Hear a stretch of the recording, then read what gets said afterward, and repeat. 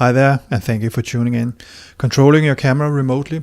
I don't know why not more people or photographers are talking about this. I think it's a fantastic feature that you have with your camera, and it gives you some options for getting some footage or some stills that you wouldn't be able to get had you not had this option.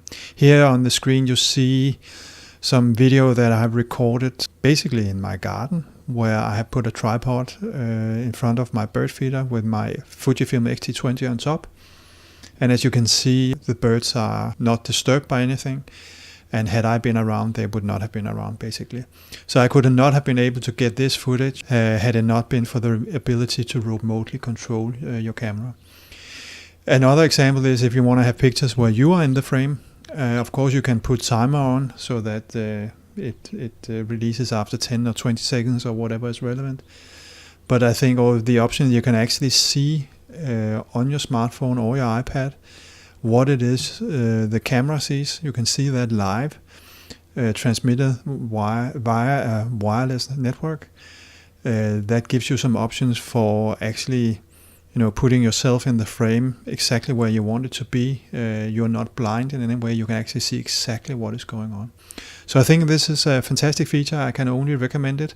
And I think only your imagination is sort of the limit to how you can use this. So there are two things you need to do in order to make the remote control of your Fujifilm X-T20 work. First thing is to download an application that's relatively simple. It's called Fujifilm Remote Camera, I believe, or Camera Remote, more precisely. I will write it on the screen. And then basically just install that one, and there's an initial procedure you need to go through, but it's pretty easy. You just need to follow it on the screen. Second thing is that you need to go into your camera, and I hope you can see this here, that I have the menu, the Fujifilm menu here, and it's the third item here that I'm selecting, the one that looks like a small camera. And here you have two screens. One, the first one it is not, but the second one it is. I can't show you this here now because it actually, as long as I have the HDMI connection live, it won't allow me to connect wirelessly.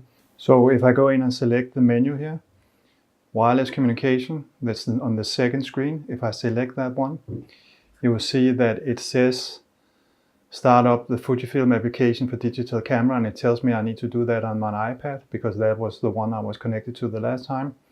And if I do that, then they will actually automatically connect to each other. The first time you do this, you need on your iPad or your smartphone, your iPhone, whatever you're using, to select this network here that the Fujifilm camera starts.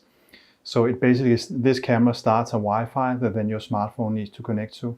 So you need to go into settings and select that, make sure Wi-Fi is of course switched on, and then select that network.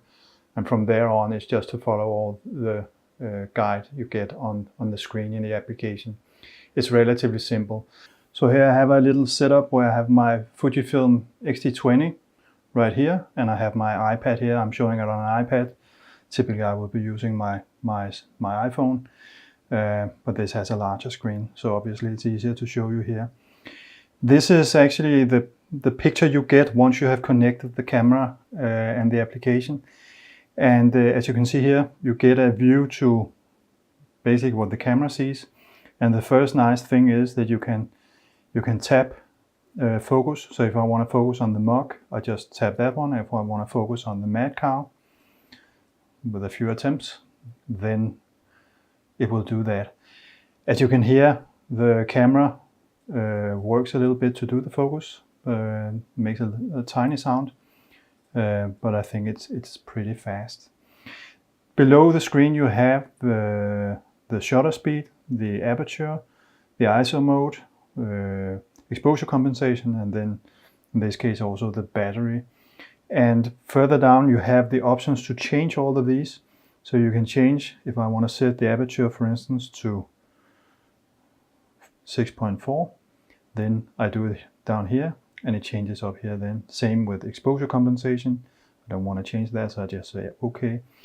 Another thing is that you can change the film simulation here, which I think is quite cool actually.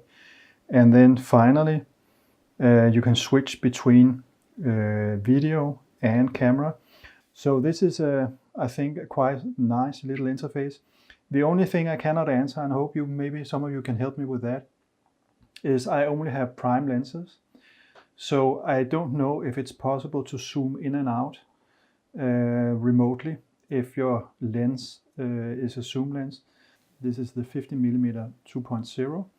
So it's a prime lens, so I can't really test that. And the manual doesn't really give much information about that. So very neat, and it works exactly the same way on my iPhone. I haven't tested Android, but I bet it's exactly the same between Android and the iPhone. Oops, I forgot to say, when your camera and your phone connects, then the camera tells the phone what mode the camera is in at the point of time of connection. I think that stays the same. I don't think you can change that. At least I haven't figured out how you can do that.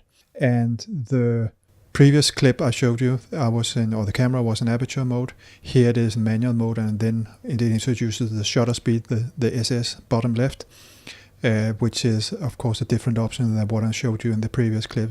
The menus may change a little bit depending on what mode your camera is in, but the principles are the same. Okay, that's it from me. Hope this was useful and you found some inspiration for start using your Fujifilm X-T20 remotely. I think it's a great feature and I hope you think so too. Thank you for watching. As always, happy shooting. Take care. Bye bye.